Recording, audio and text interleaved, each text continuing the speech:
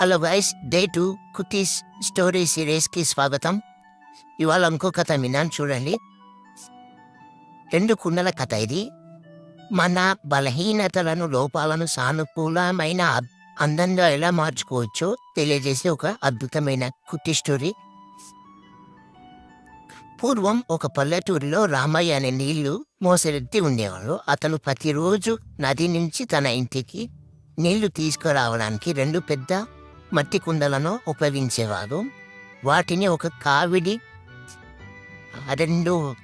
2 వైపులా కట్టి భుజాలపై మోస్తూ మైళ్ళ దూరం నడుచుకుంటూ వెళ్ళేవాడు. అయితే ఆ 2 కుండలలో ఒకదానికి ఒక చిన్న పగులు ఉండేది.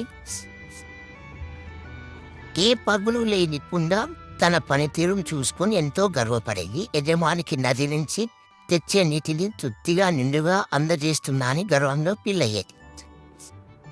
అయితే పగులు ఉన్న కుండ తన పగులు వల్ల దారిలోనే సగం నీరు పారిపోతుండడంతో అది తీవ్రమైన బాధతో కృంగిపోయేది. యజమానికి కష్టానికి తగిన ఫలితాన్ని ఇవ్వలేకపోతున్నానని రోజు మదనపడేది. 2 ఏళ్ల నిరాశ తర్వాత ఆ పగులున్న కుండ రామయ్యతో తన బాధను వెళ్ళగక్కింది. యజమాని, నన్ను క్షమించండి, నాకున్న లోపం వల్ల మీకు పూర్తి నీటిని చేర్చలేక మీ శ్రమను వృధా చేస్తున్నాను.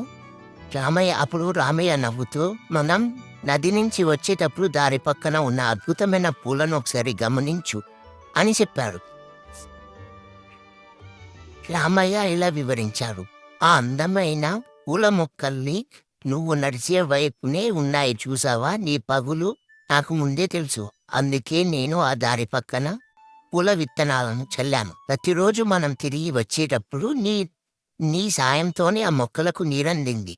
అలా ఈ అందమైన పూల తోట వికసించింది. మోరల్ ఆఫ్ ద స్టోరీ ఏంటంటే, మన లోపాలే మనల్ని ప్రత్యేకంగా మారుస్తాయి.